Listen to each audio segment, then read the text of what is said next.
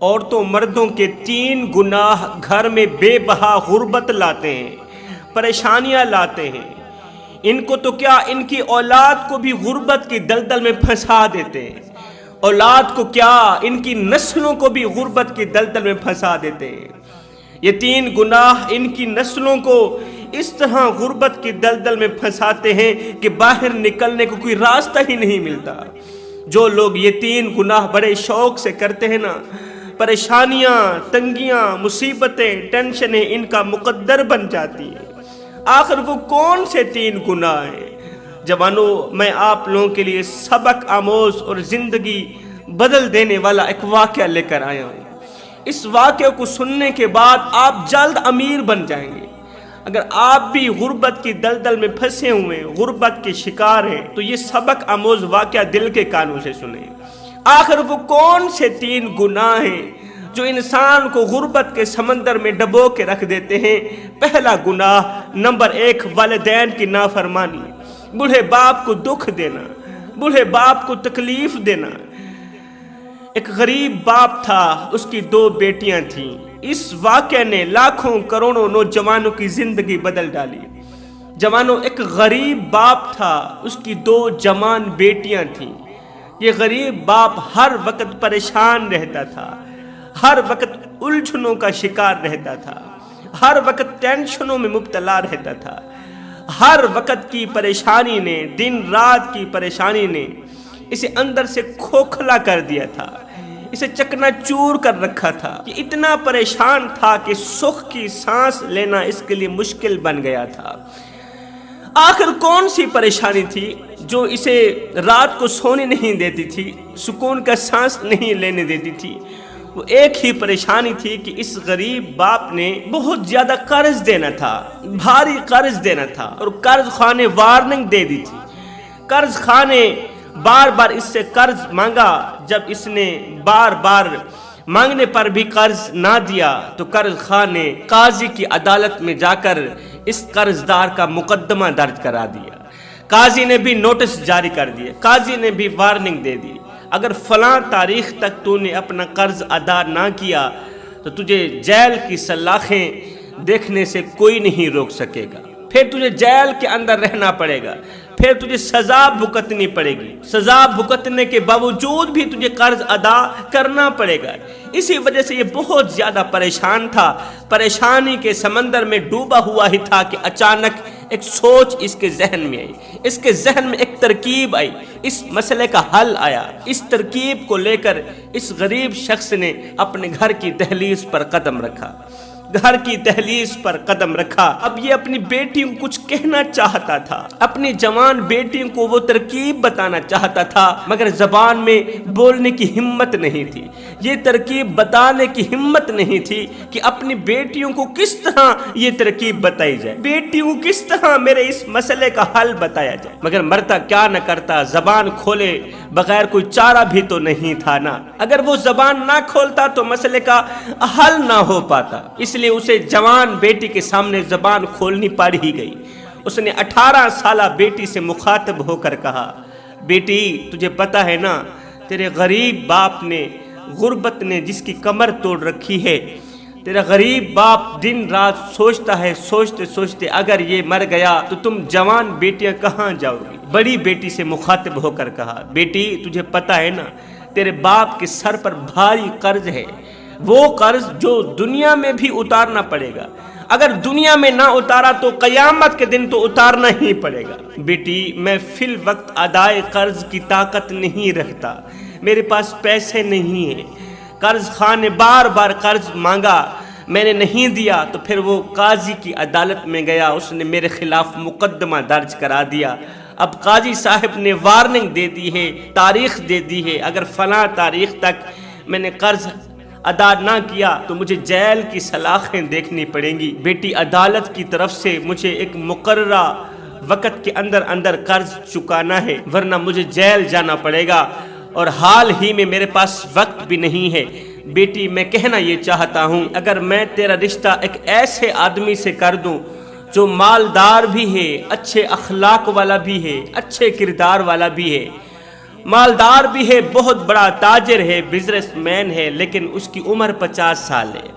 अगर मैं आपकी शादी ऐसे आदमी से कर दूं, उसकी उम्र 50 साल है और उसने मुझसे रिश्ता भी मांगा है, उसने आपके लिए रिश्ते का पैगाम भेजा है कि अगर आप बेटी का निकाह मुझे दे दो, बेटी की मुझसे शादी कर दो, तो मैं तुम्हारा भारी कर्ज अदा कर दूंगा। बेटी, अगर मैं तेरा रिश्ता उस ताजिर से कर दूं तो वो मेरा पूरा कर्ज उतार देगा, मुझे इस परेशानी से निकाल देगा, मुझे इस परेशानी की दलदल से निकाल देगा जो दिन रात मुझे अंदर से खोखला करती चली जा रही है। बेटी, खुदारा उस मालदार और उम्र रसीदा शख्स से शादी कर लो ताकि मेरे मसले का हल हो जाए। है 18 साल नौजवान बेटी ने बाप की दर्द भरी फरियादें सुनी। बाप की दर्द भरी फरियादें सुनने के बाद 18 साल बेटी ने उम्र रसीदा ताजर का रिश्ता ठुकरा दिया, कबूल ना किया। कहने लगी, अब्बा हुजूर, ये रिश्ता मैं किसी भी हाल में कबूल नहीं करना चाहती। मैं बड़ी उम्र के आदमी से हरगिज शादी नहीं करना चाहती, चाहे वो कितना ही मालदार हो, कितना ही अरबपति हो, मैं उससे हरगिज शादी नहीं करूंगी। इसलिए कि अगर मैंने कर भी ली तो मेरी सहेलियां क्या कहेंगी? मेरी सहेलियां मुझे ताने नहीं देंगी कि तेरे लिए जवान मर गए थे, तूने एक बुढ़े से ही शादी करनी थी। अब्बा, मैं तो इस रिश्ते को कबूल नहीं करती। हाय, गरीब बाप ने बेटी का 2 टोक फैसला सुना तो बाप की आंखें छम छम बरसने लगी। बाप की आंखें अश्कुबार हो गई, क्योंकि उसके सामने अदाए कर्ज का ये एक ही रास्ता था जो बेटी ने ठुकरा दिया। अब उसकी उम्मीद पर पानी फिर गया। अब वो पहले से ही ज्यादा परेशान होने लगा, पहले से भी ज्यादा गमजदा होने लगा। वो अपने बिस्तर पर आकर लेट गया, जेल जाने का सोचने लगा। इसे शर्म महसूस हो रही थी कि सुबह जब सिपाही आकर मेरा गिरेबान पकड़ेंगे, जेल की तरफ ले जाएंगे, तो देखने वाले मुझे किस निगाह से देखेंगे, किस नज़र से देखेंगे, देखने वाले मुझे क्या कहेंगे।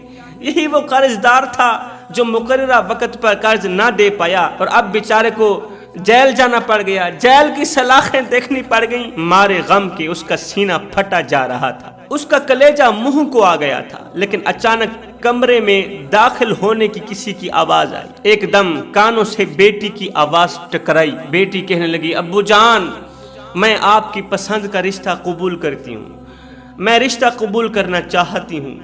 अब्बा, मेरी खुशियाँ आपकी खुशियों पे कुर्बान। अब्बा, मैं अपनी रज़ा को तेरी रज़ा पे कुर्बान करना चाहती हूँ। मैं शादी के लिए तैयार हूँ, आप जब चाहें, जिस वक्त चाहें मेरी शादी कर सकते हैं, अपनी मर्जी पर मेरी शादी कर सकते हैं। है गमज़दा बाप ने बेटी की जब आवाज़ सुनी तो आंखों से आंसू पूछते हुए कहा, बेटी, मैं तो समझा था कि तू राज़ी नहीं होगी, अल्लाह तेरा भला करे कि तू राजी हो गई और मेरी इज्जत बचा ली, मुझे जेल जाने से बचा लिया। बेटी, अल्लाह ताला तुझे इसका बदला जरूर देगा और बेहतरीन बदला देगा। लेकिन जब बाप की निगाह उठी, जब उसने बेटी की तरफ देखा तो हैरत में पड़ गया, हैरान रह गया कि सामने उसकी 18 साला बेटी नहीं थी बल्कि 16 साला छोटी बेटी थी। 18 साल बेटी ने रिश्ता कबूल नहीं किया था बल्कि 2 साल छोटी 16 साल बेटी ने रिश्ता कबूल किया। अपनी खुशी को बाप की खुशी पर कुर्बान करते हुए कहा, अब्बा, आप जहां चाहें, जिस वक्त चाहें, जिस जगह चाहें मेरा रिश्ता कर सकते हैं। बाप ने अपनी 16 साल बेटी को सीने लगाया, गले लगाया और ढेर सारी दुआएं दी। कहा, बेटी, अल्लाह ताला तुझे इसका बदला जरूर देगा, बेहतरीन बदला देगा।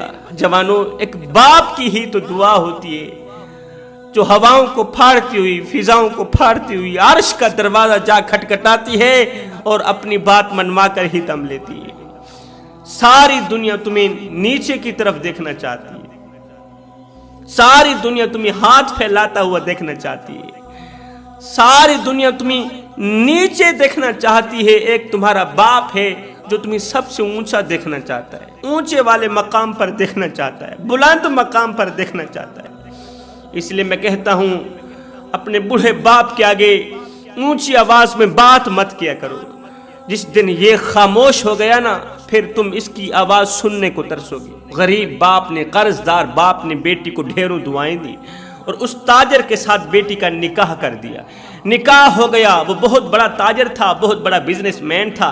این اسی دن جس دن اس کا نکاح ہونا تھا، رات گزارنے کے بعد اس بزنس مین تاجر کو جرمن جانا پڑ گیا۔ تاجر نے لڑکی کے باپ کو کہا کہ میں کسی کام کے سلسلے میں، کاروبار کے سلسلے میں جرمن جا رہا ہوں، کچھ دن بعد واپسی آؤں گا تو پھر ہم دھوم دھام سے شادی کریں گے۔ شادی بھی ہو گئی اور ایک رات میں نے اپنی دلہن سے گزار بھی دی ہے، اور کچھ دنوں کے لیے میں جرمن جا رہا ہوں، جب واپسی پہنچوں گا تو انشاءاللہ ہم بڑی دھوم دھام سے شادی کریں گے۔ اب 16 سالہ لڑکی کا عمر رسیدہ تاجر شوہر جرمن چلا گیا، کچھ دن وہاں گزارے، جب واپسی آنے لگا تو ہوتا تو وہی ہے نا جو اللہ کو منظور ہو۔ واپسی وطن کی طرف آتے ہوئے اسی گاڑی کا ایکسیڈنٹ ہوا جس گاڑی پر یہ سوار تھا، وہ گاڑی کسی حادثے کا شکار ہو گئی اور عین اسی وقت یہ تاجر شخص مر گیا، اس کی ڈیتھ ہو گئی، اس دنیا فانی سے رخصت ہو گیا، روح نکل گئی، پیچھے دلہن بیٹھی اس کا انتظار کر رہی ہے، دلہا فوت ہو گیا ہے۔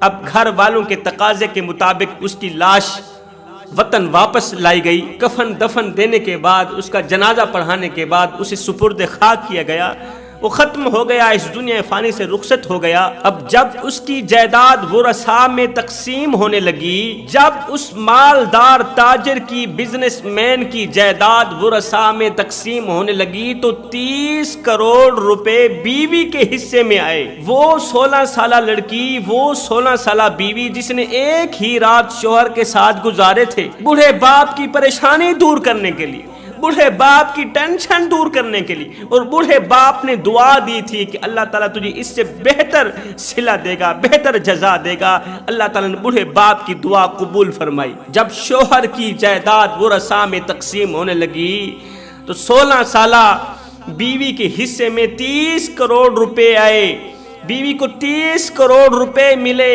30 کروڑ روپے لے کر 100 کی مدت پوری کرنے کے بعد اس 16 سالہ شہزادی نے ایک نوجوان لڑکے کے ساتھ شادی کی۔ 100 کی مدت مکمل کرنے کے بعد اس نے ایک خوبصورت نوجوان لڑکے سے شادی کی۔ اب میں جو کہنا چاہتا ہوں وہ یہ ہے کہ 16 سالہ بیٹی کی جوان لڑکے سے شادی بھی ہو گئی، باپ کا قرض بھی ادا ہو گیا، باپ جیل جانے سے بھی بچ گیا، باپ کی عزت بھی بحال رہی۔ اگر 16 سالہ لڑکی نے باپ پر احسان کیا تو اللہ تعالیٰ نے بھی تو اس پر احسان کیا نا۔ اگر اس نے باپ پر احسان کیا تو اللہ تعالیٰ نے اپنے فضل و کرم کی بارش کر دی۔ باپ کی دعاؤں کا صدقہ اس کے حصے میں اتنی بڑی رقم آئی، اتنی بڑی رقم آئی جو اس لڑکی کے خواب و خیال میں بھی نہیں تھی۔ باپ کی فرما برداری کا صدقہ، سبحان اللہ، باپ کی پریشانی کو دور کرنے کا صدقہ اللہ نے غربت کے جنازے نکال دیے،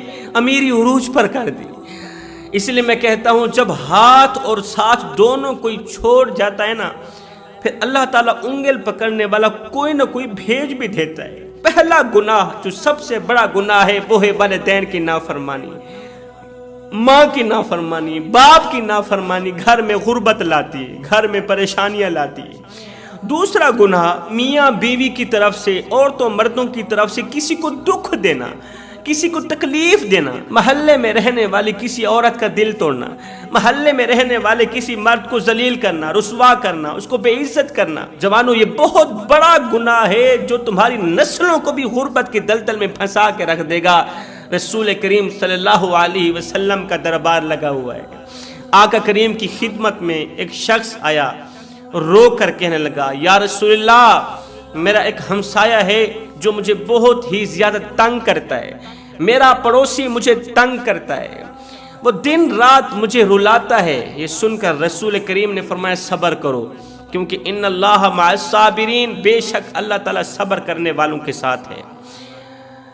میرے نبی نے فرمایا تم صبر کرو۔ یہ شخص واپس چلا گیا، دوسرے دن پھر سے آقا کریم کی خدمت میں حاضر ہوا، کہا یا رسول اللہ، میرا پڑوسی مجھے بہت زیادہ تکلیف دیتا ہے، مجھے تنگ کرتا ہے، مجھے درد دیتا ہے۔ آقا کریم نے فرمایا صبر کرو، اس لیے کہ اللہ تعالیٰ صبر کرنے والوں کے ساتھ ہوتا ہے، اللہ تعالیٰ صبر کرنے والوں کو پسند فرماتا ہے۔ یہ شخص واپسی کو چلا گیا، تیسرے دن پھر سے اپنا دکھ لے کر آیا، درد بیان کرنے لگا، آقا میرا پڑوسی ہے، اس نے تو میرا جینا حرام کر دیا، اس نے تو مجھے ذلیل و خوار کر دیا، مجھے اتنا تنگ کرتا ہے کہ اب تو میں موت مانگنے پر مجبور ہو گیا ہوں۔ آقا صبر کا پیمانہ اب لبریز ہو چکا ہے، میرے لیے کچھ کریں۔ رسول کریم صلی اللہ علیہ وسلم نے یہ نہیں کہا کہ وہ تجھے دکھ دیتا ہے تو بھی اسے دکھ دے، یہ نہیں فرمایا اگر وہ تجھے گالیاں دیتا ہے تو بھی اسے گالی دے دے، یہ نہیں کہا کہ اگر وہ تجھے تنگ کرتا ہے تو بھی اسے تنگ کر دے، نہیں، رسول کریم نے فرمایا تو نے اسے کچھ نہیں کہنا، اگر اس نے تیرا دل دکھایا ہے، تجھے تنگ کیا ہے، سو کیا ہے، تو نے اسے کچھ بھی نہیں کرنا، ایک چھوٹا سا کام کرنا ہے، وہ یہ ہے کہ تیرے گھر کے اندر جتنا بھی سامان پڑا ہے نا وہ سارا کا سارا سامان اٹھا کر گلی کے اندر رکھ دینا۔ پھر گزرنے والا شخص کوئی بھی تم سے پوچھے گا کہ تو نے یہ سامان گلی کے اندر کیوں رکھا، اپنے گھر کے سامان سے گلی بند کیوں کی، راستہ بند کیوں کیا، آنے جانے میں دقت کا سامنا پڑ رہا ہے، تو پھر تو آتے جاتے لوگوں کو کہے گا کہ میرا جو ہمسایہ ہے نا، میرا یہ جو پڑوسی ہے نا، مجھے تنگ کرتا ہے، اس کے تنگ کرنے کی وجہ سے میں نقل مکانی کرنے پر مجبور ہو گیا، میرا یہ جو پڑوسی ہے مجھے تنگ کرتا ہے، اس نے میرا جینا حرام کر دیا ہے، تو اسی کی وجہ سے نقل مکانی کرنے پر مجبور ہو گیا ہوں۔ آقا کریم کے اس مشورے کو سر آنکھوں پر رکھتے ہوئے یہ شخص واپسی گھر کو چلا گیا۔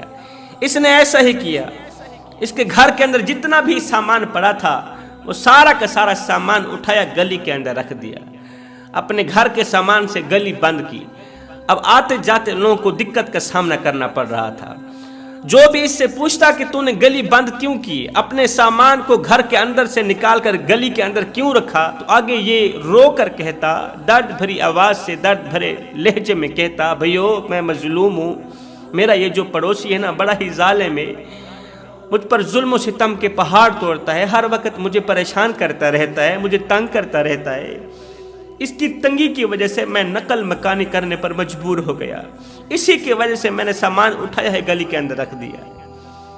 کوئی بھی اسے روکنے والا نہیں، کوئی بھی اسے ٹوکنے والا نہیں ہے، میں مظلوم ہوں، وہ ظالم ہے، میں کمزور ہوں، وہ طاقتور ہے، میں اسے کچھ کہہ نہیں سکتا، اب بتاؤ میں کیا کروں، سامان کو گلی کے اندر نہ رکھوں تو اور کہاں رکھوں، کہاں جاؤں، کدھر جاؤں، کون سے جتن کروں۔ اب گزرنے والے لوگ جیسے ہی اس کی درد بھری فریاد سنتے، مظلوم کے اندر سے نکلی آہ سنتے، ٹھنڈا سانس سنتے، تو کہتے اللہ اس کا بیڑا غرق کرے، وہ تو منحوس انسان ہے جو تجھے تنگ کرتا ہے، وہ تو لعنتی ہے جو تجھے پریشان کرتا ہے، کتنا بڑا لعنتی انسان ہوگا جو آقا کریم کی امت کو پریشان کرتا ہے۔ گزرنے والے لوگ کہنے لگے، او لعنتی شرم کر، شرم کر، تیری وجہ سے ہمیں دقت کا سامنا کرنا پڑ رہا ہے، تیری وجہ سے گلی بند ہو گئی ہے، تجھے شرم نہیں آتی۔ اب لوگوں نے اس ظالم انسان پر لعنتوں کی بارش برسا دی، لوگوں نے دکھ دینے والے انسان پر لعنتوں کی بارش کر دی۔ جیسے ہی لوگوں کی طرف سے لعنتیں گئیں تو اسے بھی شرم آئی، اس کی ضمیر نے اسے جھنجھوڑ کر کہا، او نادان تو کیا کر رہا ہے، تیری عزت اسی میں ہے، اگر تو اپنی عزت بحال چاہتا ہے،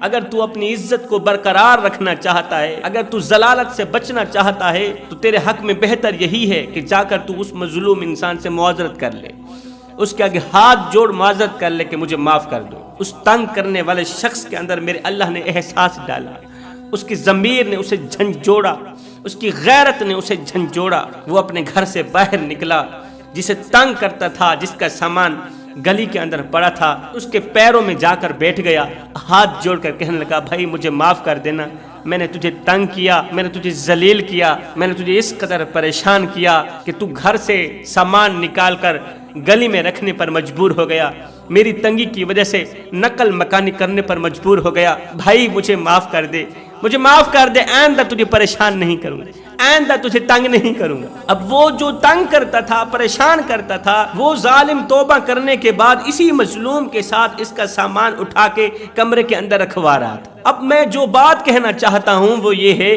کہ جب ایک شخص نے آقا کریم سے فریاد کی، یا رسول اللہ ایک شخص ہے جو مجھے بہت زیادہ تنگ کرتا ہے، مجھے پریشان کرتا ہے، مجھے دکھ دیتا ہے، مجھے درد دیتا ہے، اسی کی وجہ سے دن رات میری آنکھوں سے آنسو نکلتے رہتے ہیں، تو آقا کریم نے یہ نہیں فرمایا کہ جا کر تم بھی اسے تنگ کرو، جا کر تم بھی اس کا دل توڑ دو، جا کر تم بھی اسے دکھ دو، اس لیے کہ آقا کریم جانتے تھے یہ گناہ بہت بڑا گناہ ہے، کسی کو تنگ کرنے والا گناہ بہت بڑا گناہ ہے، کسی کی مسکراہٹ چھیننے والا گناہ بہت بڑا گناہ ہے، کسی کی عزت والی پگڑی خاک میں ملا دینے والا گناہ بہت بڑا گناہ ہے، کسی کو دکھ دے کر، کسی کو درد دے کر تو کیا سمجھتا ہے کہ تو ساری زندگی ایسے ہی مسکراتا رہے گا؟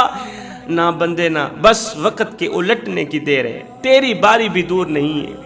اس لیے کہ زندگی کے کسی نہ کسی موڑ پہ اپنا کیا آخر بھگتنا ہی پڑے گا.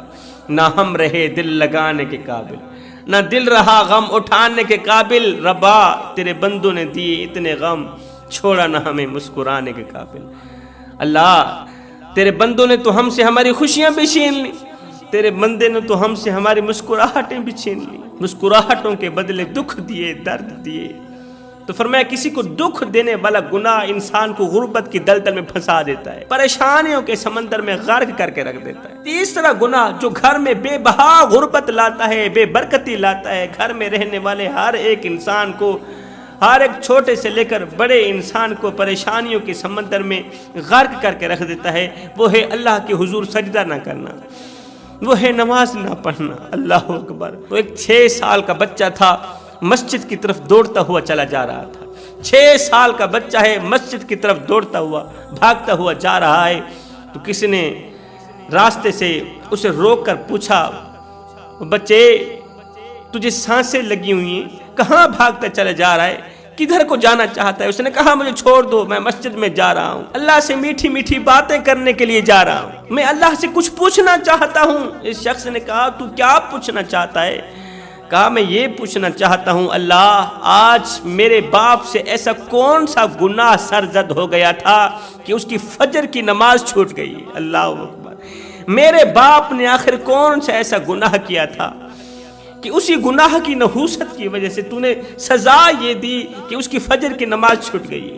کتنا بڑا گناہ ہے فجر کی نماز کا چھوڑ دینا. میں باپ کی جگہ پر توبہ کرنے جا رہا ہوں. اللہ میرے باپ نے کوئی ایسا ویسا گناہ کیا بھی ہے تو اپنے حبیب کا صدقہ اسے معاف کر دو تاکہ اگلے دن اسے فجر کی نماز کے سجدے نصیب ہو جائیں. ہم کتنی آسانی سے نماز چھوڑ دیتے ہیں، نام لیتے ہیں حسین کا، نقل کرتے ہیں یزید کی، ذکر اس کا کرتے ہیں جو بھوکا ہے پھر بھی نماز نہیں چھوڑتا. ہم کھا پی کے نماز چھوڑ دیتے ہیں. جو 72 گھنٹوں کا پیاسا ہے پھر بھی نماز نہیں چھوڑتا. ہم شربت پی کے نماز چھوڑ دیتے ہیں. جو 3 دن کا بھوکا ہے، جس کے جسم کا ایک ایک حصہ زخموں سے چور چور ہے پھر بھی نماز نہیں چھوڑتا. ہم صحت مند ہو کے نماز چھوڑ دیتے ہیں. دن میں 5 ٹائم نماز پڑھنے کی اپنی عادت بنا لے، صرف یہ سوچ کر کے کہ ہو سکتا ہے یہ نماز تیری زندگی کی آخری نماز ہو سکتا ہے یہ اذان تیری زندگی کی آخری اذان ہو میاں، ہو سکتا ہے تجھے تیرا رب آخری بار بولا.